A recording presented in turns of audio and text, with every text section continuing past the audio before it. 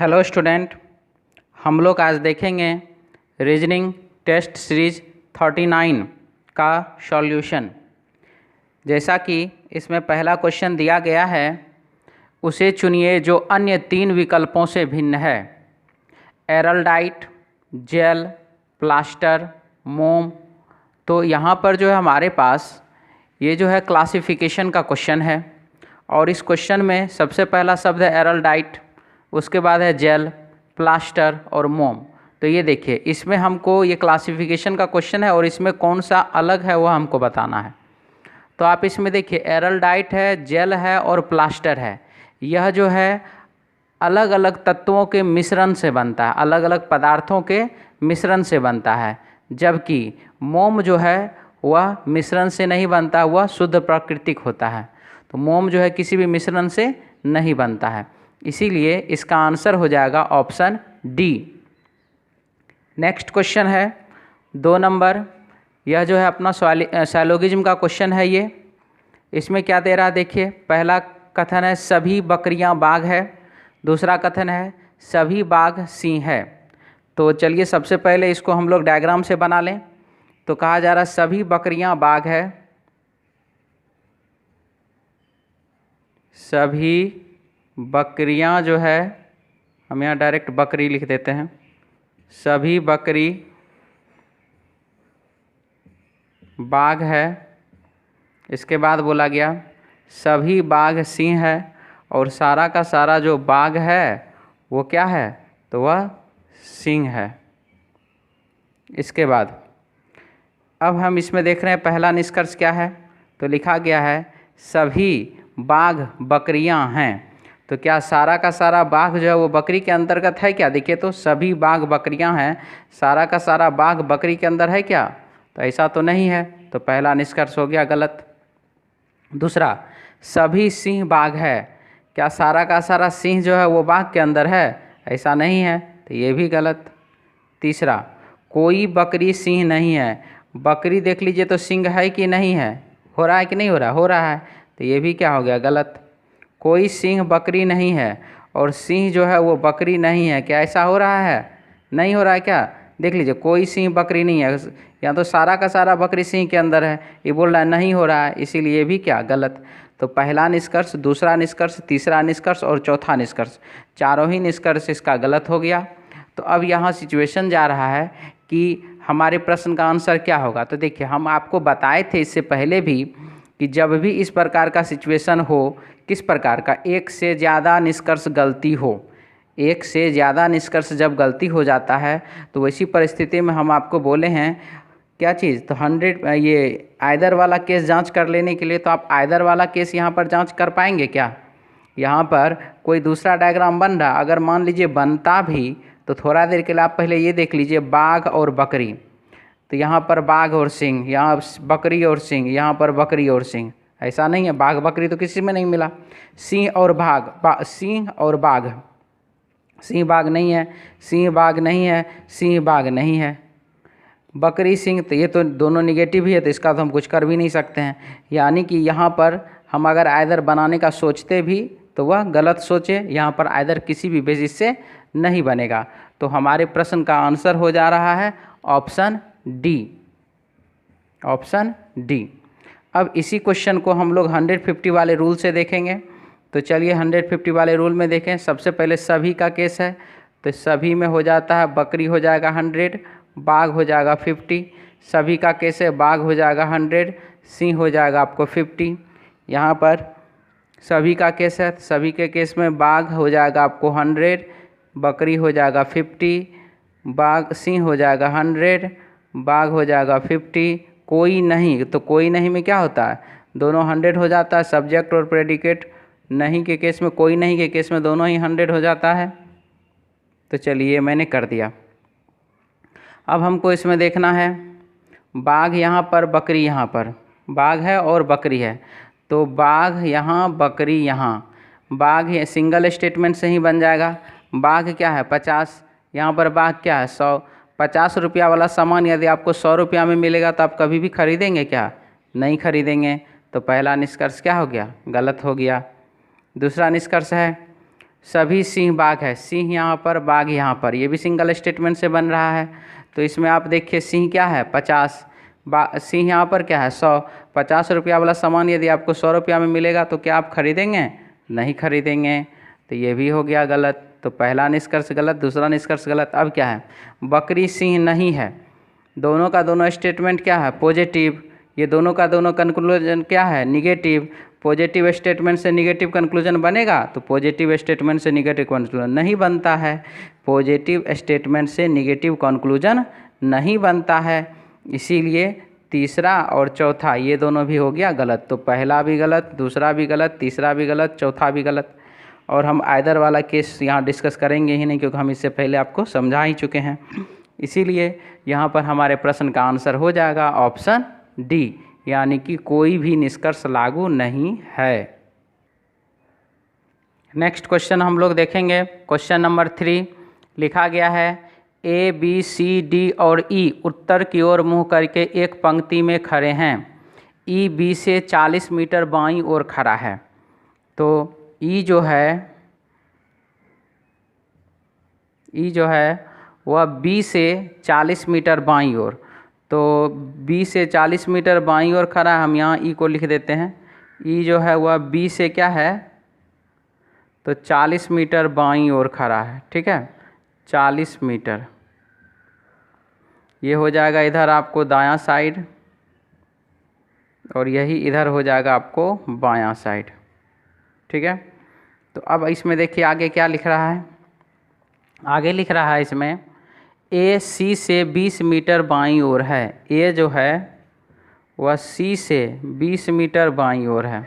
ठीक है, इसके बाद है डी ई से 20 मीटर दाईं ओर है, और डी जो है वो ई से 20 मीटर दाईं ओर है। कौन? तो डी। तो इसका सीधा मतलब है जब 20 मीटर ये हुआ और 40 मीटर ये है, तो इसका मतलब यहाँ से यहाँ का डिस्टेंस भी कितना है? 20 मीटर। वैसे वो बोल नहीं रहा था, लेकिन हम फिर भी आपको समझाने के लिए क्लियर कर दिए हैं। इसके बाद क्या है? डी ई से 20 मीटर दाईं ओर और सी से 50 मीटर दाईं ओर खड़ा है। डी जो है ई से 20 मीटर दाईं ओर और सी से, मान लीजिए सी यहाँ पर है, सी से 50 मीटर दाईं ओर है। इसका मतलब जब 20 मीटर यहाँ से यहाँ का डिस्टेंस, तो यहाँ से यहाँ का डिस्टेंस कितना? 30 मीटर। यहाँ से यहाँ का डिस्टेंस 30 मीटर, तो 30 मीटर ये, 20 मीटर ये, तो हो गया कितना? 50 मीटर। सी से दाईं ओर 50 मीटर है। ए और बी के बीच कितनी दूरी है? तो चलिए हम यहाँ पर सबसे पहले ए और सी का रिलेशन देख लें। ए और सी, तो ए यहाँ पर और ये हो गया आपको सी 20 मीटर बाईं ओर। ये तो स्टार्टिंग में ही बोला था। तो अब हम यहाँ पर देखेंगे, पूछा गया है ए से बी की दूरी कितनी है। तो ए से हमको बी के पास जाना है, तो आप गिनती कर लीजिए 20, 30, 50 और 40, 90। सर ये वाला 20 नहीं जोड़े, ये तो बाबू यहाँ से यहाँ का डिस्टेंस 40 है, और उसी को ना दो भागों में 20 और 20 बांटे हैं हम। तो 20 और 30 50, 50 और 40 90, यानी कि ए से बी के पास जाने में 90 मीटर का दूरी तय करना पड़ेगा। और इस तरीके से हमारे प्रश्न का आंसर हो जाएगा ऑप्शन सी। आंसर हो जाएगा ऑप्शन सी। नेक्स्ट क्वेश्चन है क्वेश्चन नंबर 4। लिखा गया है यदि जनवरी का 12वां दिन गुरुवार से 4 दिन पहले है। जनवरी का 12वां दिन यानी कि 12 जनवरी, ठीक है, जनवरी का 12वां दिन, इसका मतलब हो गया कौन सा दिन? तो 12 जनवरी, तारीख हो जाएगा वो 12 जनवरी। तो 12 जनवरी जो है वो क्या है? यदि जनवरी का 12वां दिन गुरुवार से 4 दिन पहले है, गुरुवार से 4 दिन पहले, तो आप क्या करिए, गुरुवार में 4 दिन घटा दीजिए। गुरुवार में आप 4 दिन क्या करिए? घटा दीजिए। तो गुरुवार में 4 दिन पीछे जाइए, या आपको जल्दी जाना है तो आप क्या करिए, आप 3 दिन उसमें जोड़ दीजिए, बात बराबर हो जाएगा। ठीक है, गुरुवार में आप 3 दिन जोड़ दीजिए। तो गुरुवार में 3 जोड़िएगा तो क्या होगा? तो गुरुवार में अगर आप 3 दिन जोड़ देते हैं तो हो जाता है शुक्रवार, शनिवार और रविवार। हमको क्या प्राप्त हो गया? रविवार प्राप्त हो गया। या आप नहीं तो गुरुवार में 4 दिन आप पीछे ही जाना चाहते हैं तो पीछे ही जाइए। एक दिन पीछे गए बुधवार, दूसरा दिन पीछे गए तो मंगलवार, तीसरा दिन पीछे गए सोमवार, और चौथा दिन पीछे गए तो रविवार। तो ये दोनों आप चाहे +4 कीजिए या -4 कीजिए या +3 कीजिए, सिचुएशन वही आना है। ठीक है, स्टूडेंट को मालूम होता है कि कंप्लीट क्या करना पड़ता है, 7 लाना पड़ता है। अब हम यहाँ पर सिचुएशन हम देख रहे हैं, ये तो हुआ 12 जनवरी का दिन। 12 जनवरी को कौन सा दिन है, तो रविवार। ये यहाँ पर ऐसा है। अब हमारे पास आगे क्या है, तो माह का 21वां दिन कौन सा होगा। 12 जनवरी को यदि रविवार है तो माह का 21वां दिन कौन सा होगा। तो देखिए 12 में जब हम 9 जोड़ेंगे तो 21 तारीख हो जाएगा। 12 तारीख में जब हम 9 तारीख जोड़ेंगे, 9 दिन जोड़ेंगे तो कौन सा तारीख हो जाएगा, 21 तारीख हो जाएगा। तो इसका मतलब हुआ 9 दिन। 9 दिन का सीधा मतलब होता है कि 7 दिन + 2 दिन। आपको मालूम है किसी भी दिन या तारीख में 7 या 7 का गुना जोड़ेंगे या घटाएंगे तो वही दिन वापस आता है। तो 12 जनवरी में आप जैसे ही 7 दिन जोड़ते हैं, 19 जनवरी, 19 जनवरी को हो जाएगा रविवार।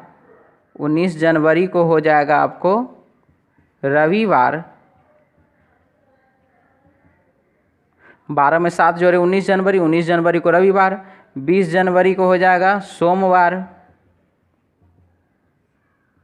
और 21 जनवरी को हो जाएगा कौन सा दिन, मंगलवार। 21 जनवरी को हो जाएगा मंगलवार। तो हमारे प्रश्न का आंसर हो जाएगा मंगलवार, यानी कि ऑप्शन हो जाएगा इसका ए। ऑप्शन हो जाएगा ए। नेक्स्ट क्वेश्चन है 5 नंबर और 6 नंबर। यह जो क्वेश्चन है आपको बाबू सीरीज का ये प्रश्न है, इसमें कहा जा रहा है आपको व्हाट के स्थान पर क्या होगा, यानी कि हमने व्हाट के स्थान पर बॉक्स बना दिया है, तो व्हाट के स्थान पर क्या होगा हमको वो बताना है।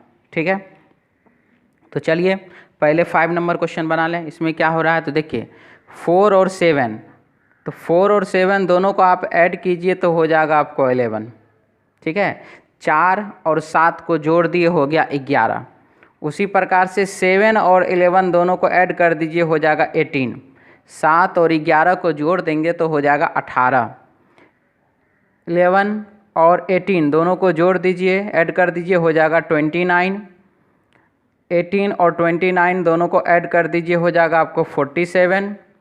29 और 47 को जैसे ही आप ऐड करते हैं तो ये हो जाएगा आपको 76। 47 और 76 को ऐड करते हैं हो जाएगा 123, और 76 और 123 को जैसे ऐड करेंगे हो जाएगा 199। ठीक है, यानी कि 199। तो हमारे प्रश्न के लिए आंसर हो जाएगा ऑप्शन सी। ठीक है, नेक्स्ट क्वेश्चन है 6 नंबर। इसमें देखिए क्या है, तो 121 है, 121 है, 112 है, व्हाट है, 97 है, 91 है और 86 है। तो इसमें क्या हो रहा है, तो देखिए 121 में माइनस हम 9 कर दिए हो जाएगा 112। 112 में हम क्या करेंगे तो मुझे मालूम नहीं है, यहाँ भी क्या करेंगे मुझे मालूम नहीं है, लेकिन यहाँ पर मैंने किया -6 और यहाँ पर मैंने किया -5। तो हमने देखा कि यहाँ पर -9, -6, -5, तो इसका सीधा मतलब है कि 5, 6, 7, 8, 9 होगा कि नहीं होगा। -5, -6, -7, -8, -9। ठीक है, तो हमने यहाँ पर कर दिया -8, यहाँ पर हमने कर दिया -7, यानी कि 112 में से -8 कर देंगे हो जाएगा 104। आंसर हो जाएगा ऑप्शन बी। क्वेश्चन नंबर 7 है, लिखा है एक व्यक्ति सूर्यास्त के समय सूर्य की ओर मुंह करके खड़ा है। ठीक है, तो सूर्यास्त हो रहा है और उस समय क्या है, सूर्य की ओर मुंह करके वो खड़ा है। तो चलिए ये जैसे कि यहाँ पर हमने सूर्य बना दिया और यहाँ पर एक व्यक्ति जो है वो क्या है, खड़ा है। ठीक है, एक व्यक्ति खड़ा है और ये सूर्य की ओर मुंह करके देख रहा है। ये लीजिए हम इसका आँख बना दिए, सूर्य की ओर वो देख रहा है। ठीक, अब सिचुएशन है कि जब वो सूर्य की ओर देखेगा तो उसका छाया किधर बनेगा, तो छाया इधर बनेगा, छाया पीछे बनेगा। सूर्य जिधर से लाइट आता है उसके अपोजिट साइड में क्या होता है, छाया बनता है। जिधर से लाइट आता है उसके अपोजिट साइड में छाया बनता है। आप देख सकते हैं यहाँ देखिए, ये जैसे मेरा हाथ है, आप हाथ के पीछे देख लीजिए, कुछ छाया आपको नज़र आ रहा होगा। ठीक है, हाथ के पीछे आपको कुछ छाया नज़र आ रहा होगा, आ रहा नज़र। तो ये देखिए ये क्या है, तो सूर्य, और सूर्य के तरफ वो मुँह चेहरा करके खड़ा है, तो छाया किधर बनेगा, तो उसके पीछे बनेगा। तो यहाँ सिचुएशन है छाया उसके पीछे बनेगा, तो ऑप्शन हो जाएगा, आंसर हो जाएगा ऑप्शन डी, उसके पीछे। नेक्स्ट क्वेश्चन है क्वेश्चन नंबर 8, लिखा गया है यदि ए को कूट भाषा में 2 लिखा जाता है, ए को जो है कूट भाषा में क्या लिखते हैं, तो 2 लिखते हैं। ठीक है, बी को 3 लिखा जाता है, बी को जो है वह 3 लिखा जाता है, 3। तो फेस को उसी कूट भाषा में कैसे लिखा जाएगा, फेस, FACE, फेस को उसी कूट भाषा में कैसे लिखा जाएगा, हमसे यह बात पूछा जा रहा है। तो देखिए अब यहाँ पर क्या हो रहा है, तो आप समझिए, जब यहाँ पर ए होता है, ए का लेटर का पोजीशन होता है 1, और उसमें हम अगर 1 ऐड कर देंगे तो हो जाएगा 2। बी जो लेटर है वह अंग्रेजी वर्णमाला में उसका पोजीशन होता है 2, तो उसमें जब हम 1 ऐड कर देंगे तो हो जाएगा ये कितना, तो 3। तो यही सेम सिचुएशन आप यहाँ पर भी सारे लेटर में क्या कीजिए, जब हमने ए के पोजीशन में 1 जोड़ा तो 2 हो गया, बी के पोजीशन में हमने 1 जोड़ा तो 3 हो गया। तो उसी प्रकार से FACE इन सभी लेटर के पोजीशन में जो एक एक जोड़ते चले जाइए, 6, 1, 3 और ये 5। 6 में 1 जोड़े हो गया 7, प्लस 1 में 1 जोड़े हो गया आपको 2, प्लस 3 में 1 जोड़े हो गया आपको 4, प्लस, और 5 में 1 जोड़े हो जाएगा 6। और सॉरी यहाँ पर हम प्लस का साइन दे दिए, प्लस वाला ऑप्शन नहीं जा रहा है। तो ये हो गया हमारे प्रश्न के लिए आंसर, यानी कि 7, 2, 4, 6, और इस तरीके से हमारे प्रश्न का आंसर हो जाएगा option A, 7, 2, 4, 6, option A. Next question है क्वेश्चन नंबर 9 और 10, लिखा गया है ABCD और E 5 लड़के एक वृत्त में बैठे हैं। ABCDE 5 लड़के हैं और एक वृत्त में बैठे हुए हैं। ठीक है, 1, 2, 3, 4 और ये 5। तो ABCDE 5 लड़के हैं और एक वृत्त में बैठे हुए हैं। अब यहाँ पर क्या है, तो चलिए सबसे पहला सिचुएशन ये हो जाएगा, दायां हाथ है इधर तो दाएं, और इधर बायां हाथ होता है तो ये हो जाएगा आपको बाएं।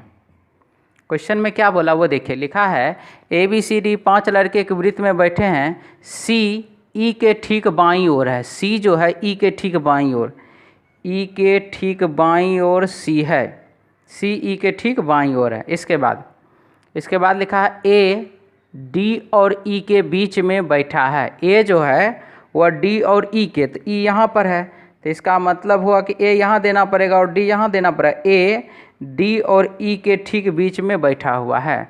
बचा कौन ABCDE में बताइए, तो B ही ना बचा, तो हम B को यहाँ लिख देंगे। तो ये हो गया हमारे प्रश्न का एडजस्टमेंट। अब इसमें क्या बोला जा रहा है वो देखिए, बोला जा रहा है 9 नंबर क्वेश्चन में B और A के बीच में कौन बैठा है। तो B और A के बीच में देख लीजिए कौन बैठा है, तो D बैठा हुआ है। तो हमारे प्रश्न का आंसर हो जाएगा 9 का आंसर हो जाएगा D, ऑप्शन हो जाएगा इसका C, ऑप्शन हो जाएगा 9 का C। और 10 नंबर क्वेश्चन, 10 नंबर क्वेश्चन में बोला जा रहा है C के ठीक बाईं ओर कौन बैठा है। तो C के ठीक बाईं ओर, तो देख लीजिए C के ठीक बाईं ओर कौन बैठा हुआ है, तो B बैठा हुआ है, तो B होगा, और B दिया गया ऑप्शन C में, तो हमारे प्रश्न का 10 का भी आंसर हो जाएगा ऑप्शन C।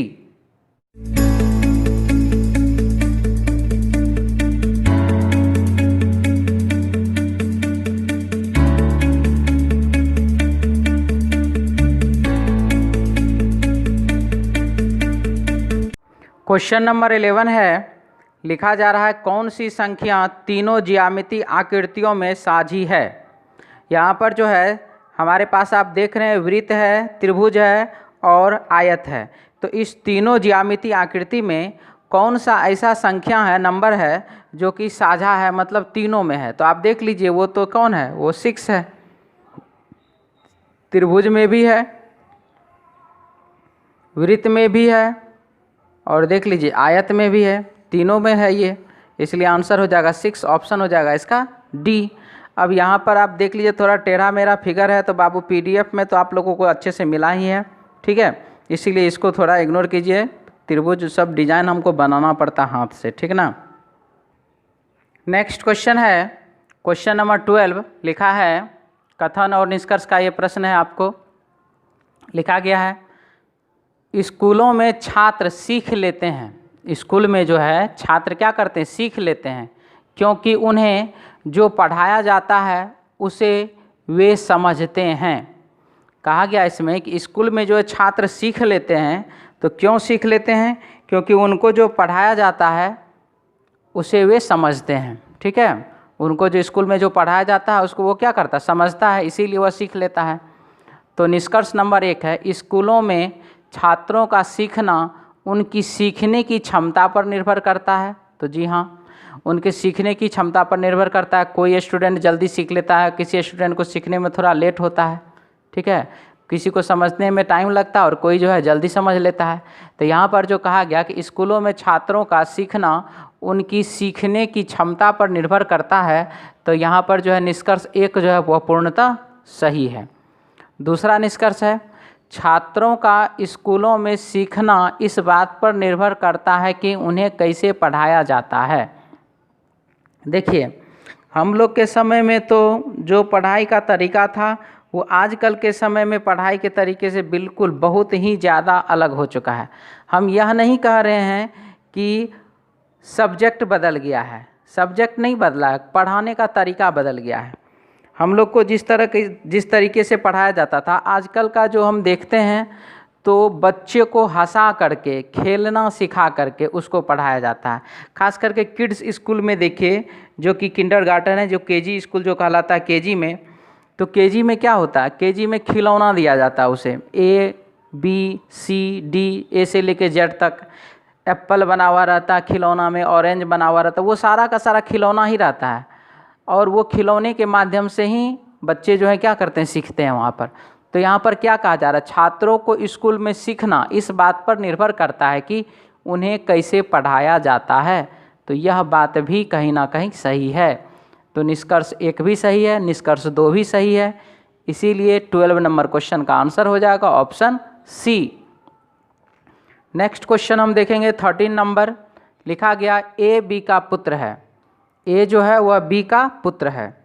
तो चलिए A B का पुत्र है, मुझे A को जो है वो पुत्र बना देना है B का, A B का पुत्र है। B और C बहनें हैं, B और C जो है वो आपस में है बहन, B और C आपस में बहन है। E C की माता है, और E जो है वह माता है C की।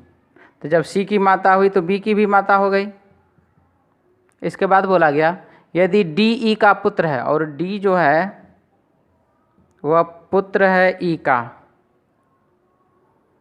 तो निम्नलिखित में से कौन सा कथन सही है, कौन सा कथन सही है, ऐसा कहा गया। तो नंबर 1 है D A का मामा है, D जो है वह A का मामा है, D A का मामा है, ये बात पूर्णतः सही है। क्यों, क्योंकि ये माँ, जब ये दोनों आपस में बहन है तो इसका मतलब ये माँ हो गई, और ये जो इसकी माँ और ये माँ का बेटा, तो माँ का बेटा कौन, तो B के लिए हो जाएगा ये भाई, D जो है वह B के लिए हो जाएगा भाई।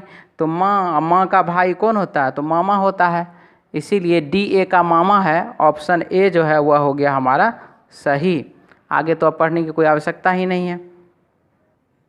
नेक्स्ट क्वेश्चन है क्वेश्चन नंबर 14, लिखा गया D = 4, यानी कि D का कोड जो है इसमें 4 दिया गया है। रीड का कोड यहाँ पर 7 दिया गया है। लिखा जाता है तो हियर का कोड क्या होगा वह हमको बताना है, ठीक है। तो अब यहाँ पर हमारा जो प्रश्न दिया गया है डी बराबर 4 दिया गया, तो डी का तो ABCD, डी का पोजीशन तो 4 होता ही है, इसमें तो कोई दिक्कत नहीं है। READ, तो R हो जाता है 18, E हो जाता है 5, A हो जाता है 1 और D हो जाता है 4। इन सभी को जब हम ऐड करते हैं तो ये हो जाता है 28, लेकिन यहाँ पर लिखा हुआ है 7, तो ये कैसे हो गया? तो देखिए 1 2 3 4, 1 2 3 4 4 लेटर है, हमने इसमें 4 से डिवाइड कर दिया और ये हो गया 7। तो सर यहाँ पर नहीं किए, डी जो है 1 लेटर है, आप 4 में 1 से डिवाइड कीजिएगा तो क्या होगा? 4 ही ना होगा।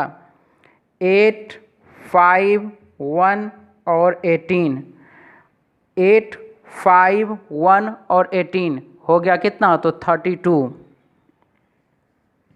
इन सभी को ऐड कर देंगे, हो जाएगा कितना? तो ऐड करने पर हो जाएगा 32, और 32 में मुझे डिवाइड किससे करना? 1 2 3 4, 4 लेटर से, यानी कि आंसर हो जाएगा 8।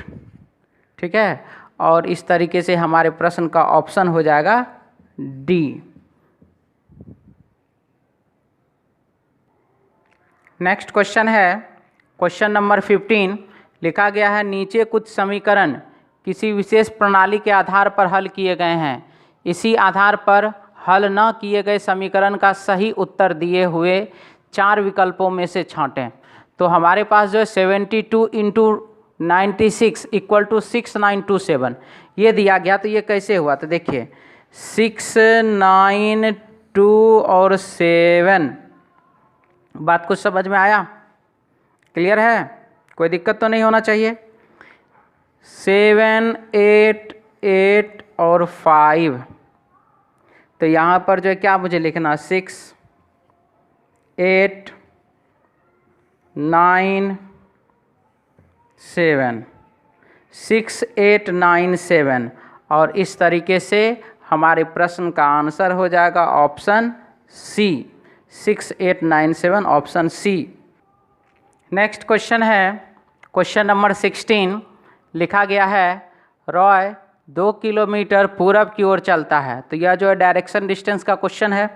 तो ये आप तो जानते हैं हम कैसे बनाते हैं, नॉर्थ ईस्ट साउथ वेस्ट, इधर हो जाएगा दाएं और इस साइड में यहाँ हो जाएगा बाएं। बोला गया रॉय 2 किलोमीटर पूरब की ओर चलता है, तो 2 किलोमीटर वो चलता है पूरब दिशा की ओर।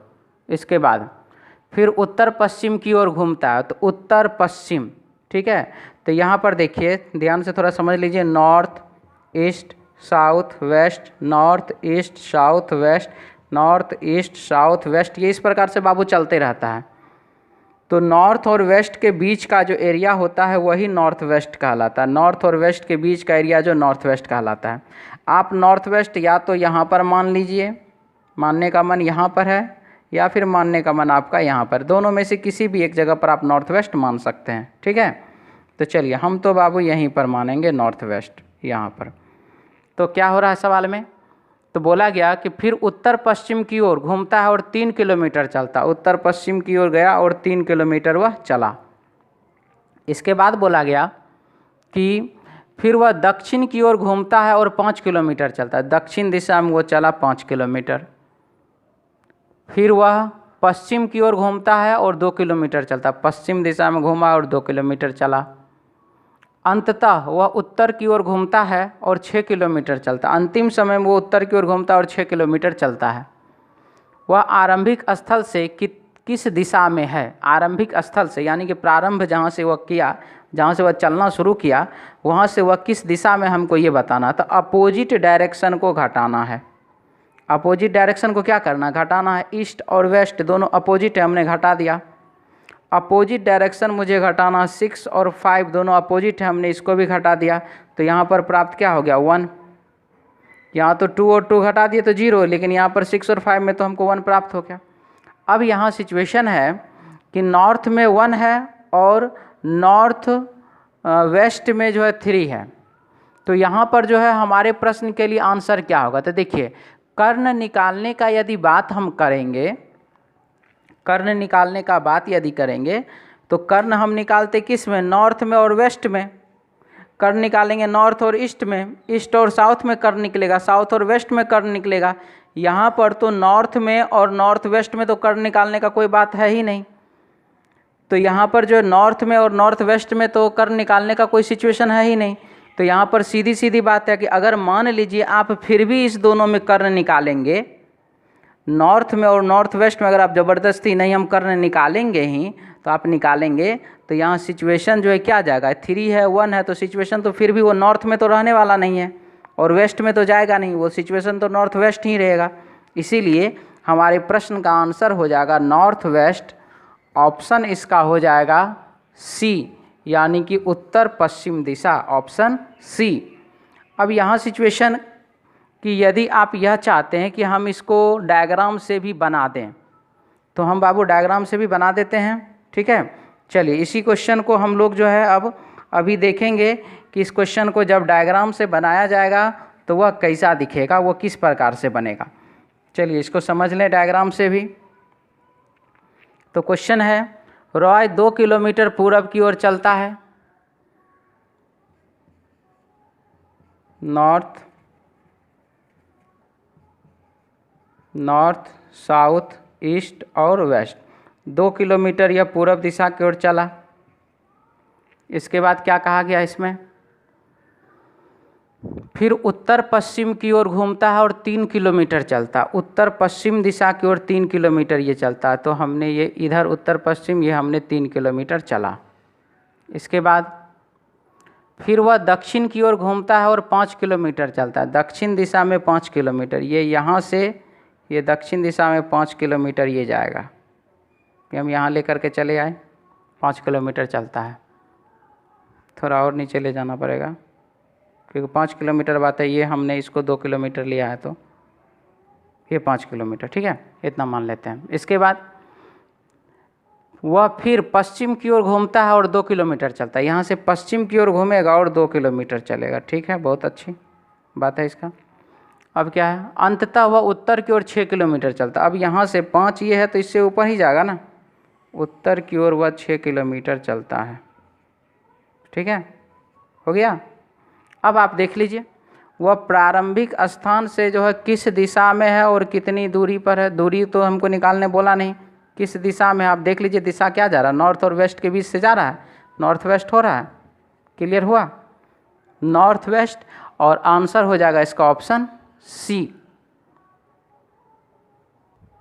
नेक्स्ट क्वेश्चन है, क्वेश्चन नंबर 17 लिखा है, बहुत से भाषा विशेषज्ञ उपन्यास लिखते हैं। बहुत सारा भाषा विशेषज्ञ ऐसा है जो क्या करता है, उपन्यास लिखने का काम करता है। बहुत सारा, बहुत सारा का मतलब अगर हम बात करें 100 में 90 आदमी के बारे में कह सकते हैं हम, लेकिन 100 में 100 के बारे में नहीं कह सकते हैं कि 100 में 100 आदमी जो है वह भाषा विशेषज्ञ जो है वह उपन्यास लिखते हैं। बहुत सारा लिखता है, तो बहुत सारा लिखता है तो हम इसको मान लिए कि बहुत से भाषा विशेषज्ञ, इसका मान लिया हम 90, 100 में 90 आदमी।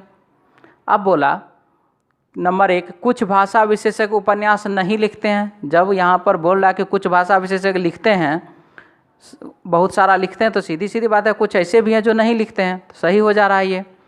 दूसरा है, देखिए साइलोगिज्म का क्वेश्चन नहीं है, कुछ लोग इसको सोच रहे हैं सर उधर पॉजिटिव है इधर निगेटिव जा रहा है, आप सही कैसे कर रहे हैं। वहाँ देखिए अर्थ एक ही जा रहा है, एक तरफ जा रहा है हाँ का, एक तरफ जा रहा है नहीं का, और सिचुएशन है यहाँ पर। ये साइलोगिज्म का क्वेश्चन नहीं, आप इसको साइलोगिज्म के रूल से मत बना लीजिएगा कि पॉजिटिव है निगेटिव करने लगे, ठीक है। दूसरा है, उपन्यासकार का भाषा विशेषज्ञ होना जरूरी नहीं है। हमारे प्रश्न में यहाँ पर कहा गया है कि भाषा विशेषज्ञ हैं, यहाँ पर यह नहीं कहा गया कि उपन्यासकार का भाषा विशेषज्ञ होना जरूरी नहीं है। भाषा विशेषज्ञ वो हैं, ठीक है, हमारे प्रश्न में यह लिख रहा है नहीं है, भाषा विशेषज्ञ होना जरूरी नहीं है, ये हमारे प्रश्न का कथन ऐसा कुछ दर्शा ही नहीं रहा, इसीलिए दूसरा विकल्प हो गया गलत। तीसरा ऑप्शन है, उपन्यास लिखने के लिए भाषा विशेषज्ञता बहुत उपयोगी होती है। बहुत उपयोगी होती है, हम ये मानेंगे इस बात को, लेकिन क्या आपके प्रश्न में इस प्रकार का चर्चा है कि क्या उपयोगी है क्या उपयोगी नहीं है, ठीक है, तो ये भी गलत।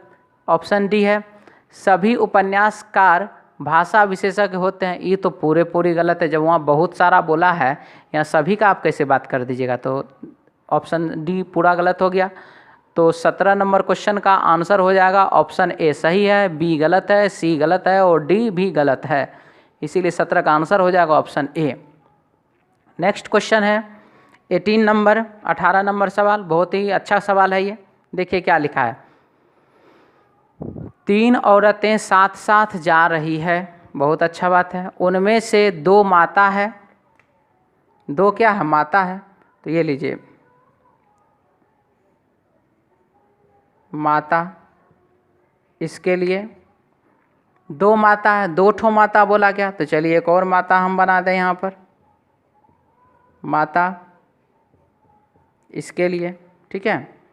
तो क्या बोला गया कि बोला गया 3 औरतें साथ साथ जा रही है, उनमें से 2 माता है और 2 पुत्री है।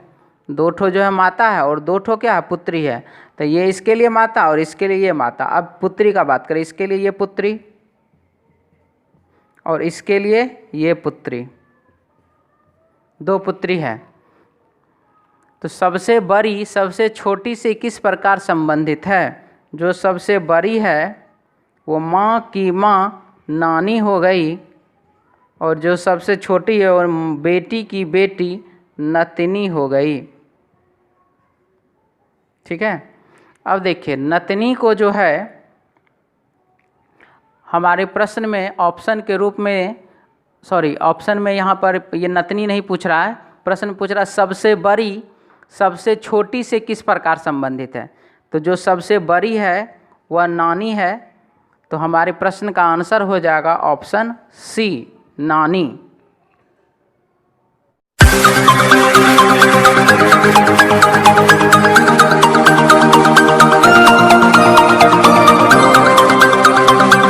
नेक्स्ट क्वेश्चन हम लोग देखेंगे, क्वेश्चन नंबर 19 लिखा गया है वक्तव्य में यानी कि कथन में, सभी बच्चे आइसक्रीम पसंद करते हैं और कुछ बच्चे चॉकलेट पसंद करते हैं। पूर्वानुमान है इसका, जो बच्चे चॉकलेट पसंद करते हैं वे आइसक्रीम भी पसंद करते हैं। दूसरा पूर्वानुमान है, पिंकी चॉकलेट पसंद नहीं करती परंतु वह आइसक्रीम पसंद करती है, ठीक है। तो ये जानकारी इसमें दिया गया। तो अब इसको कैसे बनाया जाए, तो देखिए इसमें क्या है, इस क्वेश्चन को हम आपको डायग्राम के माध्यम से समझाएंगे, आप अच्छे से इसको समझ जाएंगे। रहा बात कि डायग्राम से बना रहे हैं तो इसका मतलब यह मत समझ लीजिएगा कि यह साइलोगिज्म का प्रश्न है। बाबू यह साइलोगिज्म का प्रश्न नहीं है, यह पूर्वानुमान का प्रश्न है। हम आपको अच्छे से समझाने के लिए इसमें डायग्राम का प्रयोग कर रहे हैं। चलिए देखते हैं कथन में क्या कहा गया है। कथन में है सभी बच्चे आइसक्रीम पसंद करते हैं। तो जितने भी बच्चे हैं उन सभी बच्चों को आइसक्रीम पसंद है।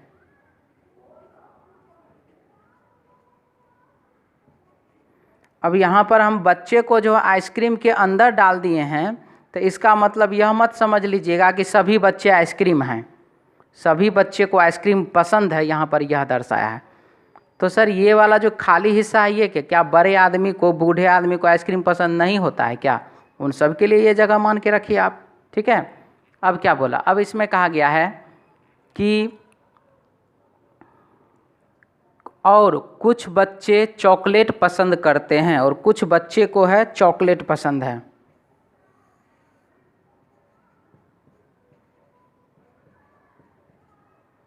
कुछ बच्चे को चॉकलेट पसंद है, ठीक है। अब इसमें क्या कहा गया वो समझिए। तो पूर्वानुमान 1 है, जो बच्चे चॉकलेट पसंद करते हैं वे आइसक्रीम भी पसंद करते हैं। बच्चे तो सारे यहाँ पर हैं, तो जो बच्चे चॉकलेट पसंद करते हैं, ये वाला बच्चा जो चॉकलेट पसंद करता है वो आइसक्रीम भी पसंद करता है। तो ये बात पूर्णतः क्या हो जाएगा, पूर्वानुमान 1 पूर्णतः हो जाएगा सही, क्योंकि सारा का सारा बच्चा यहाँ पर है, इधर जो है बच्चा है ही नहीं। इधर कौन है, बड़ा आदमी है, बूढ़ा आदमी है और जो भी है, लेकिन बच्चा तो सारा यहाँ पर है, इसलिए पहला पूर्वानुमान हो गया सही। दूसरा है, पिंकी चॉकलेट पसंद नहीं करती परंतु वह आइसक्रीम पसंद करती है। पिंकी जो है चॉकलेट पसंद नहीं करती है लेकिन वह आइसक्रीम पसंद करती है। तो जब वह आइसक्रीम पसंद करती है तो पिंकी मान लीजिए यहाँ पर है, ठीक है। पिंकी चॉकलेट पसंद नहीं करते, पिंकी को चॉकलेट में कोई इंटरेस्ट नहीं है, परंतु वह आइसक्रीम पसंद करती है, यानी कि पिंकी कहाँ है, पिंकी यहाँ पर है। इसीलिए यह भी पूर्वानुमान क्या हो जाएगा, तो सही हो जाएगा। तो पहला पूर्वानुमान भी सही, दूसरा पूर्वानुमान भी सही। आंसर इसका हो जाएगा ऑप्शन सी। आंसर हो जाएगा ऑप्शन सी। नेक्स्ट क्वेश्चन है क्वेश्चन नंबर 20 से 22, वेन डायग्राम का ये क्वेश्चन है। देखिए प्रश्न बहुत ही, यह क्वेश्चन बहुत ही अच्छा प्रश्न है, ध्यान से इसको समझिए, बहुत ही अच्छा प्रश्न है। ये लिखा गया है, पिछले वर्ष के सीबीएसई बोर्ड की परीक्षा में 53% जीव विज्ञान में उत्तीर्ण हुए, 61% अंग्रेजी में उत्तीर्ण हुए, 60% सामाजिक अध्ययन में उत्तीर्ण हुए, 24% जीव विज्ञान में और अंग्रेजी में उत्तीर्ण हुए, 35% अंग्रेजी और सामाजिक अध्ययन में उत्तीर्ण हुए, 27% जीव विज्ञान और सामाजिक अध्ययन में उत्तीर्ण हुए, तथा 5% यानी कि 5% किसी में भी उत्तीर्ण नहीं हुए। ठीक है, तो इस प्रश्न को बनाने के लिए हमको वेन डायग्राम का ज़रूरत ही पड़ेगा, ताकि आप अच्छे से समझ पाएंगे। चलिए इस क्वेश्चन को देखते हैं। तो सबसे पहले लिखा गया है कि पिछले वर्ष के सीबीएसई बोर्ड की परीक्षा में 53% जीव विज्ञान, ये डायग्राम हमने बनाया, इसको हम जीव विज्ञान नाम दे रहे हैं। ठीक है,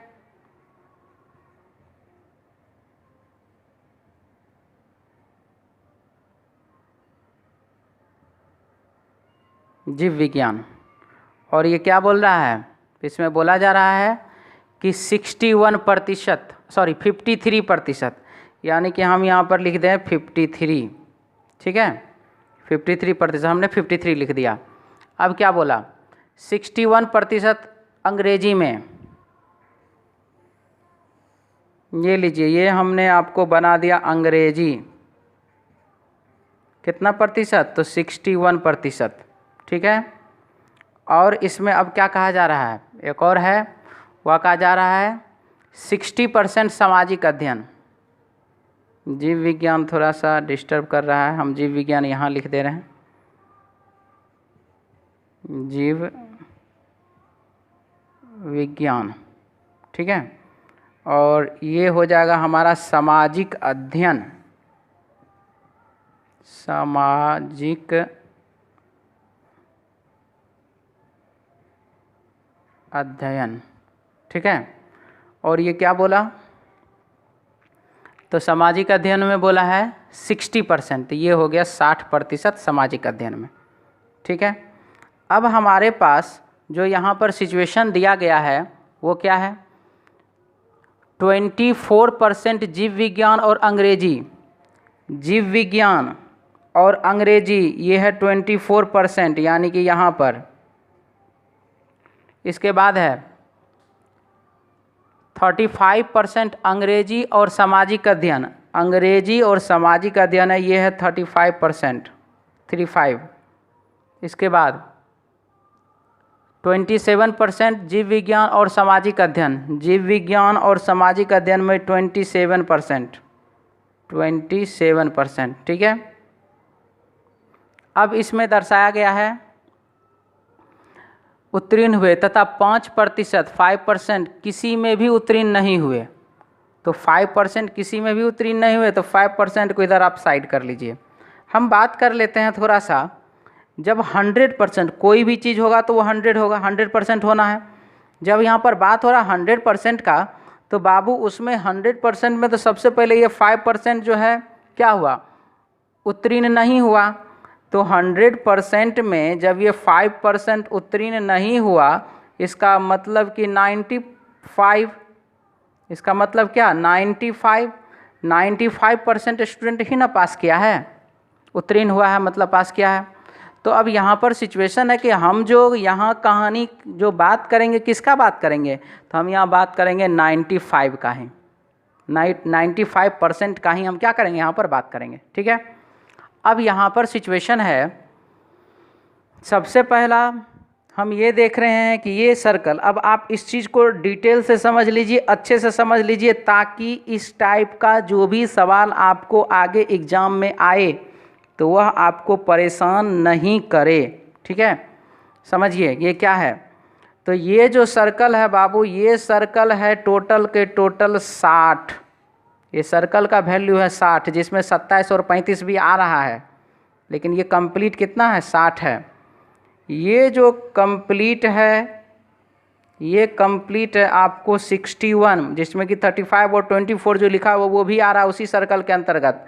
ये कितना हो रहा है, तो ये हो रहा है आपको 61।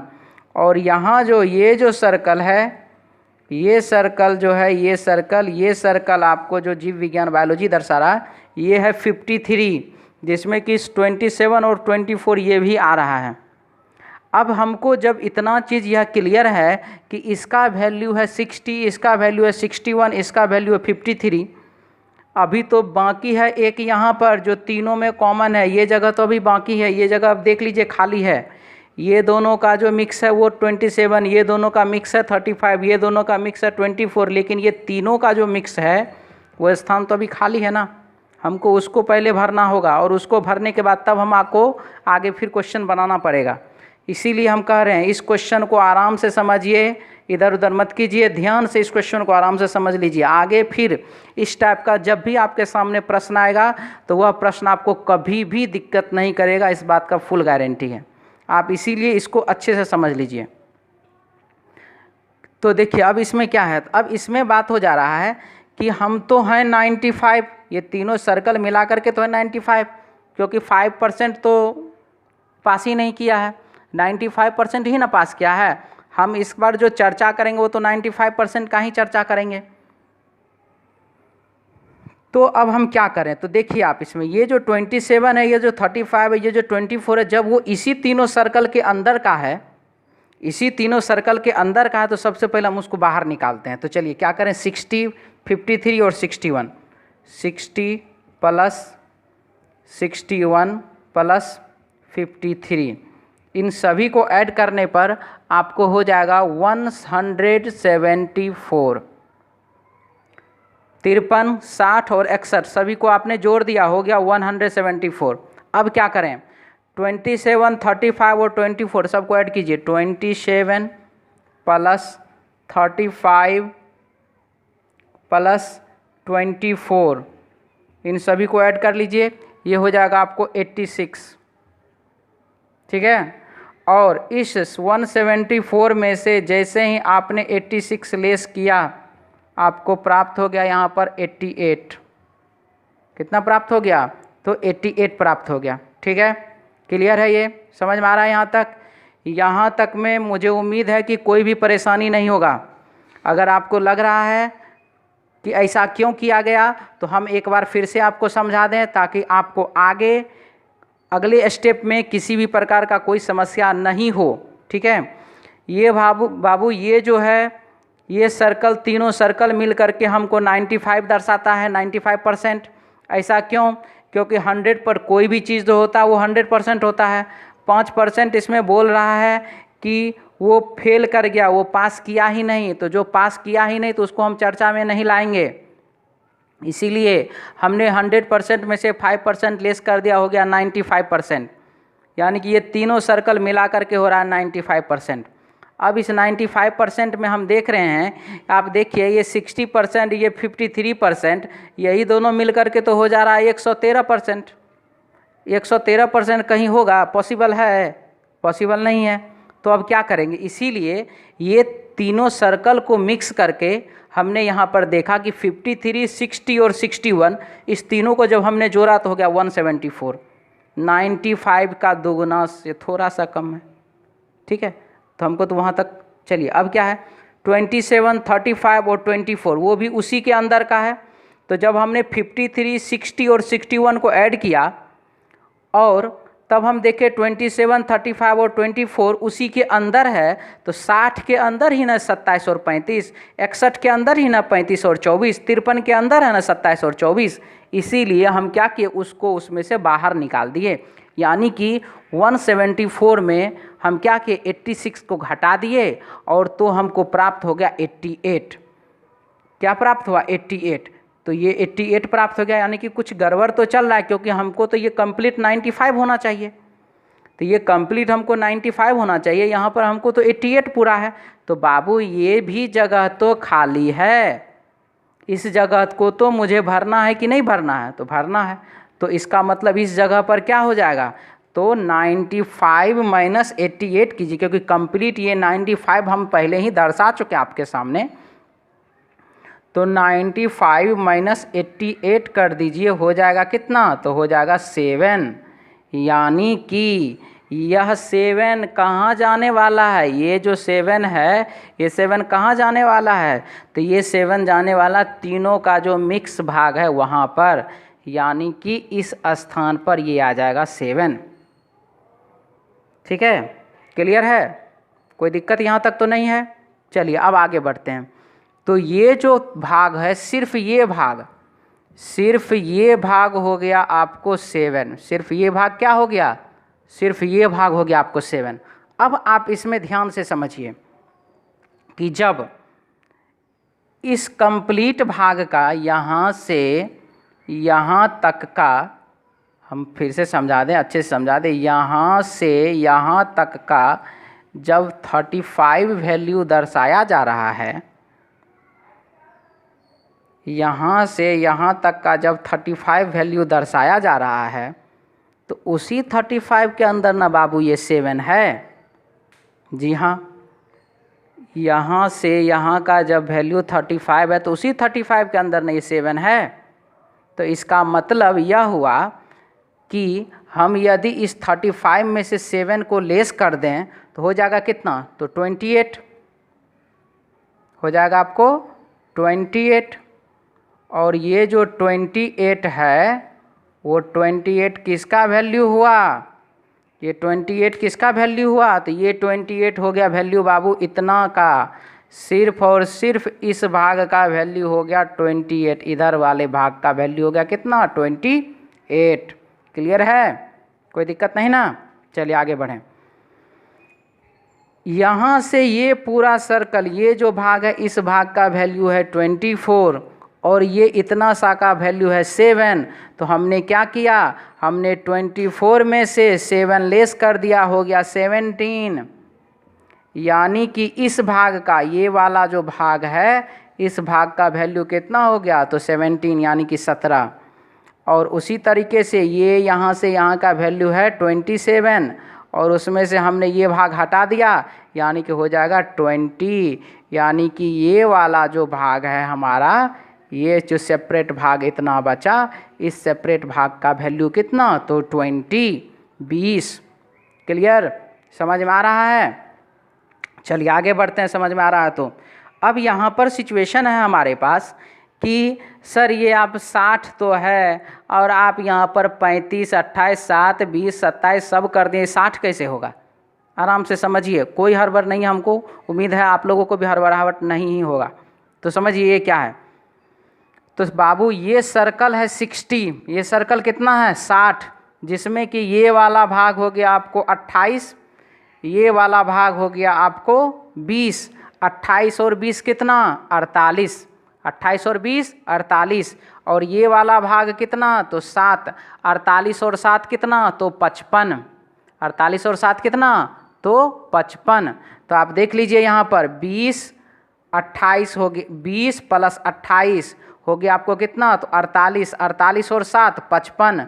तो इसका मतलब ये कंप्लीट सर्कल कितना, 60। तो अभी हम इस तीनों को जोड़े तो कितना आया, 55 आया। इसका मतलब ये जो भाग है इस भाग का वैल्यू कितना होगा, तो इस भाग का वैल्यू हो जाएगा बाबू 5। इस भाग का वैल्यू कितना, 5। क्लियर है, चलिए आगे बढ़ें। ये वाला भाग सर्कल पूरा है 61, ये वाला सर्कल पूरा कितना है 61, और इस 61 में जो है आप देख रहे हैं 28 ये वाला भाग और 17 ये वाला भाग और ये 7 ये वाला भाग। तो अब आप देख लीजिए 28 और 7 हो गया 35। अब 35 और 17 हो जाएगा कितना? तो 35 और 17 हो जाएगा आपको 35 और 10 45 और 7 52। तो 52 हो गया। इस 61 में जब 52 यही हो गया तो इसका मतलब ये वाला जो भाग है ये वाला भाग कितना होगा? तो ये वाला भाग हो जाएगा आपको 9। 61 माइनस 52 कर दीजिए 9। देखिए अब जोड़ के देख लीजिए आप 28 7 35 35 और 20 45 45 और 5 60 पूरा हुआ कि नहीं हुआ? 28 और 7 35 35 और 17 52 52 और 9 61 पूरा हुआ कि नहीं हुआ? ये पूरा सर्कल 61 हो गया, ये पूरा सर्कल 60 हो गया। तब इसका बारी है 20 7 27 27 और 17 27 और 7 हो जाता है 34 34 और 10 हो जाता है 44। 44 में हम कितना जोड़ देंगे जो 53 हो जाएगा? तो 9, यानी कि ये वाला जो वैल्यू है इसका वैल्यू कितना? तो 9। अब आप देखिए ये सर्कल कंप्लीट 53 होता है कि नहीं? 20 7 27 27 और 17 हो गया आपको 44 44 और 9 हो गया 53। ठीक है, ये वाला सर्कल का वैल्यू कितना? तो 53। कोई डाउट है? समझ में आ रहा है यहाँ तक? चलिए अब ये हो गया हमारा सर्कल का हर एक पार्ट हमने यहाँ पर आपको अलग अलग तरीके से बना करके दिखला दिया। हर एक पार्ट इस टाइप के क्वेश्चन का जितना भी निचोड़ होता है सारा हम इसमें डाल दिए हैं और सारा आपको समझ में आ चुका होगा। मैंने इसका एक एक पार्ट आपको बतला दिया है। अब चलते हैं हम लोग 20 नंबर क्वेश्चन की ओर। 20 नंबर क्वेश्चन में क्या कहा जा रहा है हमको वो देखना है। तो लिखा रहा है इसमें जीव विज्ञान और सामाजिक अध्ययन, जीव विज्ञान और सामाजिक अध्ययन। तो जीव विज्ञान और सामाजिक अध्ययन देख लीजिए कहाँ पर है। तो जीव विज्ञान और सामाजिक अध्ययन, तो ये हो गया 20, क्वेश्चन नंबर 20। जीव विज्ञान और सामाजिक अध्ययन हो गया इधर कितना? तो 20। इसके बाद क्या है? इसके बाद बोल रहा है जीव विज्ञान और सामाजिक अध्ययन में उत्तीर्ण लेकिन अंग्रेजी में अनुत्तीर्ण, अंग्रेजी में अनुत्तीर्ण, यानी कि हमने सही काम किया अभी तक। ठीक है, क्वेश्चन नंबर 20 का ये 20। अब क्या बचा? अनुत्तीर्ण विद्यार्थियों के प्रतिशत का उन विद्यार्थियों के प्रतिशत से क्या अनुपात है जो सामाजिक अध्ययन और अंग्रेजी में उत्तीर्ण, सामाजिक अध्ययन और अंग्रेजी में उत्तीर्ण लेकिन जीव विज्ञान में अनुत्तीर्ण, लेकिन जीव विज्ञान वाला नहीं होना चाहिए, सामाजिक अध्ययन अंग्रेजी वाला होना चाहिए। तो कितना है? 35 नहीं 28, हमने इसको ले लिया 35 ले लिया था 28। ठीक है, सामाजिक अध्ययन और अंग्रेजी में उत्तीर्ण लेकिन जीव विज्ञान में अनुत्तीर्ण, यानी कि कितना? तो 28। इसका अब रेशियो आप निकाल लीजिए। 20 और 28 का क्या रेशियो निकलेगा? तो ये रेशियो निकलेगा आपको 5, यहाँ पर हो जाएगा 7, यानी कि 5:7, 5:7। और ये 5:7 दिया गया है ऑप्शन ए में। तो 20 नंबर क्वेश्चन का आंसर हो जाएगा ऑप्शन ए। नेक्स्ट क्वेश्चन है 21 नंबर। इसका तो अब ज़रूरत नहीं है, हम इसको हटा दे रहे हैं बाबू। ठीक है, 21 नंबर क्वेश्चन में क्या कह रहा है वो देखिए। तो 21 नंबर प्रश्न में बोला गया उन विद्यार्थियों का प्रतिशत क्या है जो सभी विषयों में उत्तीर्ण है।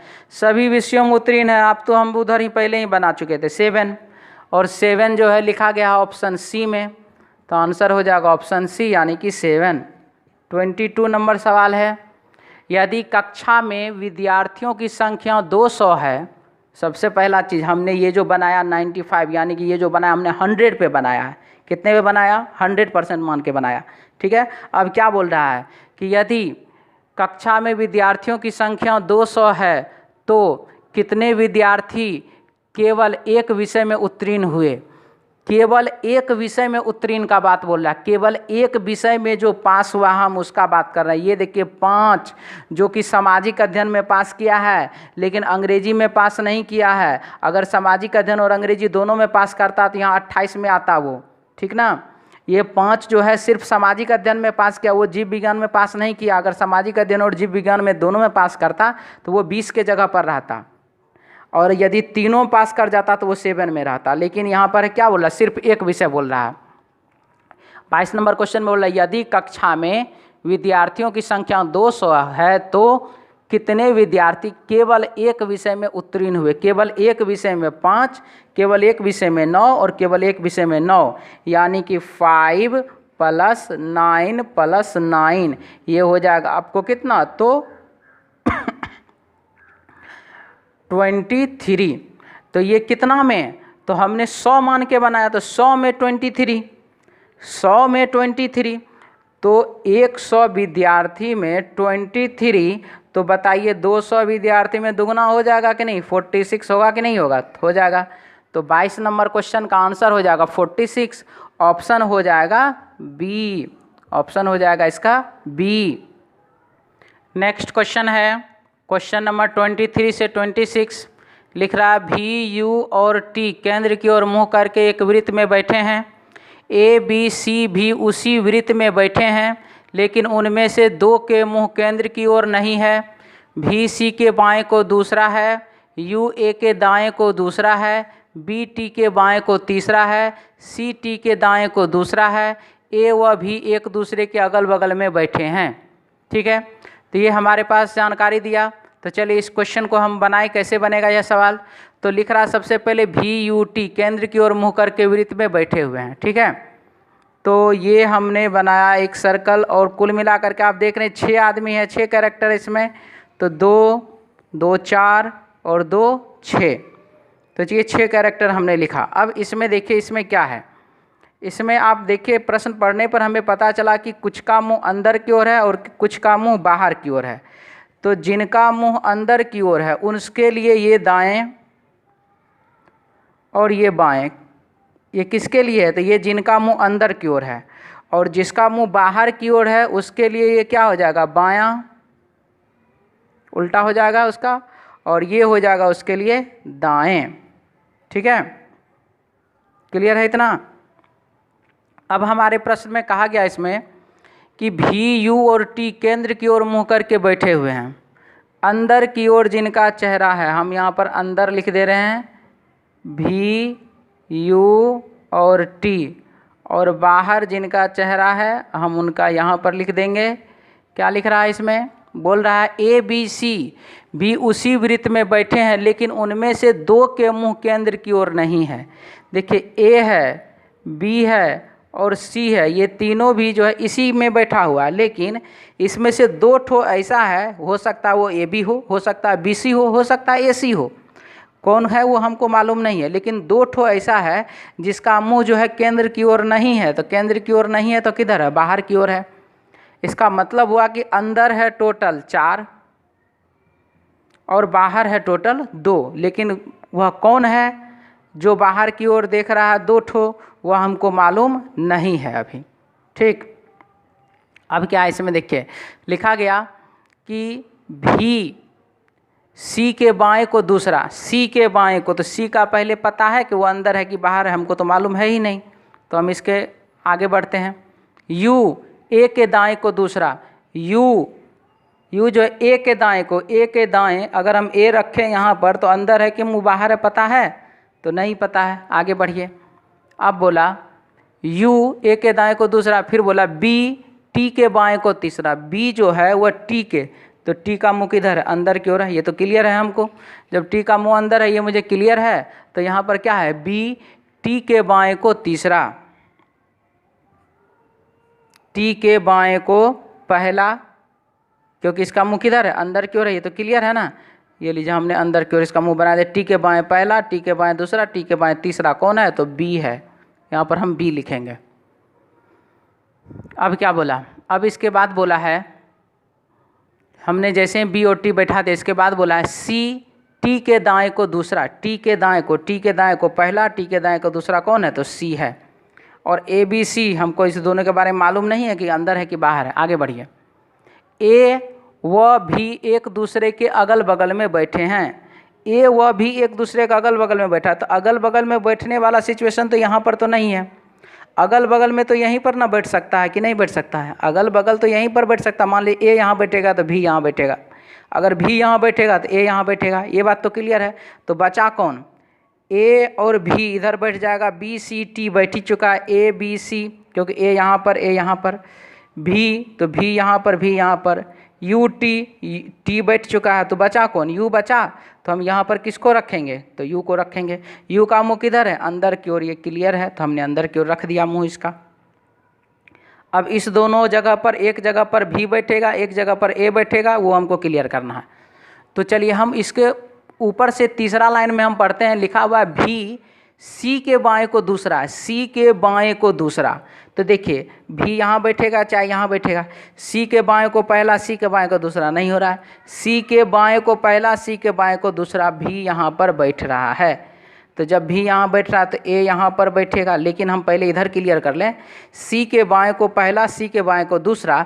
अब बताइए बायां जिसका इधर जा रहा है, बाएं पहला बाएं दूसरा, सी का बायां इधर जा रहा है, तो बताइए सी का मुंह अंदर की ओर है कि बाहर की ओर है, बाएं, तो सी का मुंह किधर हो गया, बाहर की ओर हो गया। भी का मुंह तो अंदर की ओर है, ये मुझे क्लियर है, हम अंदर बना ही दें इसको। अब क्या है, यू ए के दाएं को दूसरा है, ए के दाएं को पहला, ए के दाएं को पहला, ए के दाएं को दूसरा, कौन है, तो यू है। ए के दाएं को पहला, ए के दाएं को दूसरा जब यू है, इसका मतलब हुआ कि ए का मुंह किधर है, बताइए ए का मुंह किधर है, जो इधर दायां होगा, तो दायां पहला, दायां दूसरा, दाएं, तो दाएं मतलब किधर, ए का मुंह किधर, अंदर की ओर। तो जब ए का मुंह अंदर की ओर, तो यहाँ पर से ए को हटाइए और यहाँ पर ए को आप लिख दीजिए, बच गया बी और सी दोनों बाहर की ओर, तो बी का मुंह और सी का मुंह दोनों बाहर की ओर है। क्लियर है, समझ में आ गया सबको। चलिए आगे बढ़ते हैं। इसमें 23 नंबर क्वेश्चन लिखा गया, निम्न में से कौन केंद्राभिमुख नहीं है। केंद्राभिमुख नहीं है मतलब केंद्र की ओर नहीं देख रहा है, केंद्राभिमुख नहीं है मतलब केंद्र की ओर नहीं देख रहा है। तो कौन ऐसा है जो केंद्र की ओर नहीं देख रहा है, तो बी और सी।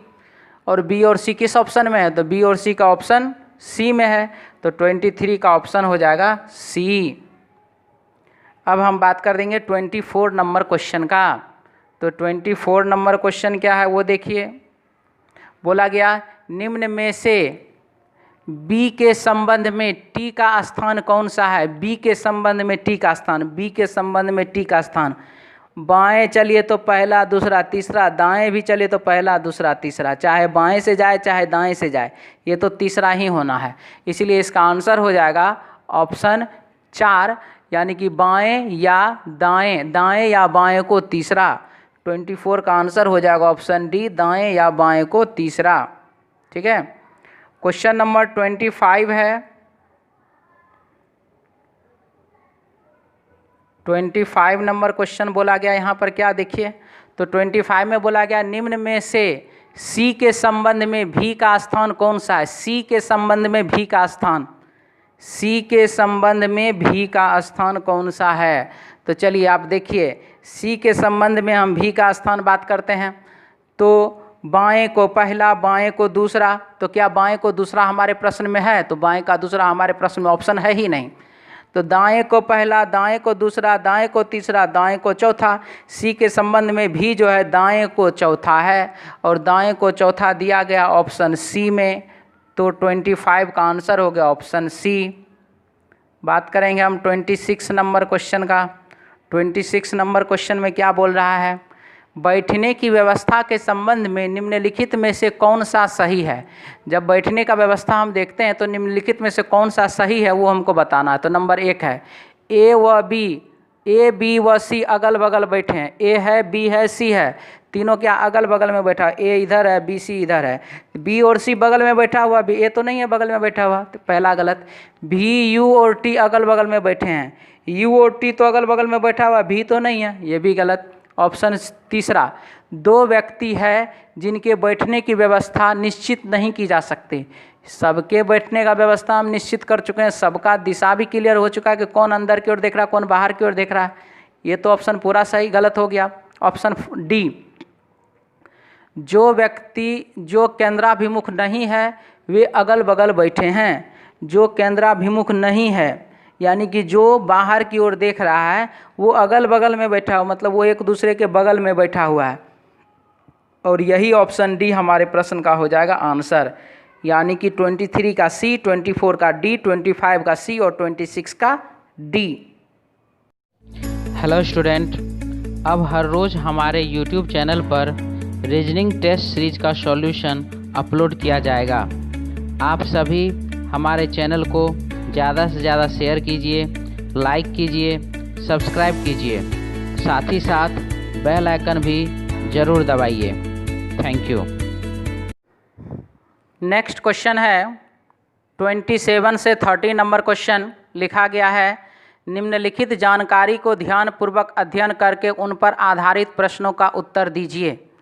लिखा गया है 7 व्यक्ति A B C D E F और G एक पत्र पढ़ रहे हैं। क्या कर रहे हैं? एक पत्र पढ़ रहे हैं। ठीक है, पत्र पढ़ने दीजिए इन लोगों को। A B C D E F और G ये सारे के सारे क्या कर रहे हैं? तो पत्र पढ़ रहे हैं। ठीक है, तो ये हो गया पहला नंबर पर जो पत्र पढ़ेगा, ये दूसरा नंबर पर, ये तीसरा नंबर पर, ये चौथा, ये पांचवा, ये छठा और ये सातवां नंबर पर जो पत्र पढ़ेगा वो ये है। अब इसमें क्या कहा गया? जिसने सबसे अंत में पत्र पढ़ा ये, उसे वह पत्र F से मिला था। F से मिला था यानी कि F यहाँ जाएगा। जिसने सबसे अंतिम में पढ़ा उसने किससे लिया था? तो उसने F से लिया था, यानी कि F पढ़ा और F पढ़ने के बाद उसको दे दिया 7 नंबर वाले को। अब क्या बोला? और जिसने सबसे पहले पढ़ा उसने उसे पढ़कर D को दिया था, यानी कि दूसरे नंबर पर किसने पढ़ा? तो दूसरे नंबर पर D ने पढ़ा। तो जो पहले पढ़ा उसने पढ़ करके D को दे दिया और जिसने सबसे अंतिम में पढ़ा था वो F से लिया था। चलिए यहाँ तक ठीक है। C ने उसे F से ठीक पहले, C ने F से ठीक पहले लेकिन A के ठीक बाद में पढ़ा था, लेकिन A के ठीक बाद में पढ़ा था। बहुत अच्छा। E ना तो उसे पढ़ने वाला पहला था और ना ही आखिरी व्यक्ति था, यानी कि E ना तो 1 नंबर पर रहेगा ना तो 7 नंबर पर रहेगा, तो बचा क्या? E 3 नंबर पर। अब क्या है? B उस पत्र को पढ़ने वाला अंतिम व्यक्ति था, तो यहाँ पर गया B। तो A B C D E F बचा कौन? G, तो यहाँ पर G हो जाएगा। हो गया कथन, एडजस्टमेंट हो गया हमारा। अब यहाँ पर क्वेश्चन क्या है? 27 नंबर क्वेश्चन है। यदि D अपना स्थान, D अपने पढ़ने की पारी C से बदल लेता है, यानी कि D जो है वो C से बदल लेता है, तो मतलब D यहाँ चला जाएगा और C यहाँ चला जाएगा। ठीक है, तथा E और F और A और G भी इसी प्रकार अदल बदल लेते हैं। A और F भी क्या क्या बदल लिया, और कौन कौन बदला? A और G भी बदल लिया, सॉरी E और F भी बदल लिया, E और F भी बदल लिया। यहाँ पर F और यहाँ पर E हो जाएगा। E और F भी बदल लिया, और कौन बदल लिया? E और F भी अपना पारी बदल लिया, और A और G भी बदल लिया। तो यहाँ पर हो जाएगा A और यहाँ पर हो जाएगा G बदल लिया। इसके बाद क्या बोला? वे पत्र पढ़ने वाले अंतिम 3 व्यक्ति इनमें से कौन से होंगे? अंतिम 3 व्यक्ति, सबसे अंतिम में B है, इसने तो किसी से स्थान बदला ही नहीं। उसके बाद E है, उसके बाद D है, यानी कि 27 नंबर। ठीक है, 27 नंबर क्वेश्चन का आंसर जो हो जाएगा वो हो जाएगा BED, और BED दिया गया है आपको ऑप्शन C में, तो हमारे प्रश्न का आंसर हो जाएगा ऑप्शन C। 28 नंबर सवाल है। इसमें क्या कहा गया वो देखिए। 28 में कहा गया हमको उस पत्र को पढ़ने वाला ठीक बीच का व्यक्ति कौन था, यानी कि ठीक बीच में किसने पढ़ा था पत्र? तो ठीक बीच में G ने पढ़ा था, सॉरी A ने पढ़ा था। इसको मिटा दें हम, ये एडजस्टमेंट जो उल्टा पुल्टा किया गया है इसके कारण आंसर गड़बड़ हो सकता है। ठीक है, तो ठीक बीच में किसने पढ़ा था? ठीक बीच में A ने पढ़ा था, यानी कि A दिया गया आंसर ऑप्शन C में, तो हमारे प्रश्न का आंसर हो जाएगा ऑप्शन C। 29 नंबर सवाल है, 29 नंबर। इसमें कहा गया उन 3 व्यक्तियों का समूह कौन सा है जिसने यह पत्र E के ठीक बाद में पढ़ा? E के ठीक बाद 3 व्यक्ति A, C और F, और A, C, F दिया गया ऑप्शन B में, तो 29 का आंसर हो गया ऑप्शन B। और 30 नंबर सवाल है, 30 नंबर सवाल दिया गया है। ए के ठीक बाद उस पत्र को पढ़ने वाला व्यक्ति कौन था? तो ए के ठीक बाद पढ़ने वाला सी था और सी दिया गया ऑप्शन बी में। तो हमारे प्रश्न का आंसर हो गया 30 का ऑप्शन बी। तो अगर आप लोगों को अच्छा लग रहा है डिस्कशन, यदि अच्छा लगा तो लाइक कीजिए, शेयर कीजिए और चैनल को सब्सक्राइब कीजिए। उम्मीद है आप लोगों को क्लास अच्छा लग रहा होगा। आप लोग चैनल को ज़्यादा से ज़्यादा शेयर करें, कमेंट करें, लाइक करें और सब्सक्राइब करें। और हमारे फेसबुक पेज पर भी क्वेश्चन आता है। यदि आप लोग को फेसबुक पेज से क्वेश्चन बनाना है तो आप लोग डिस्क्रिप्शन बॉक्स में जाकर लिंक से ओपन कर सकते हैं।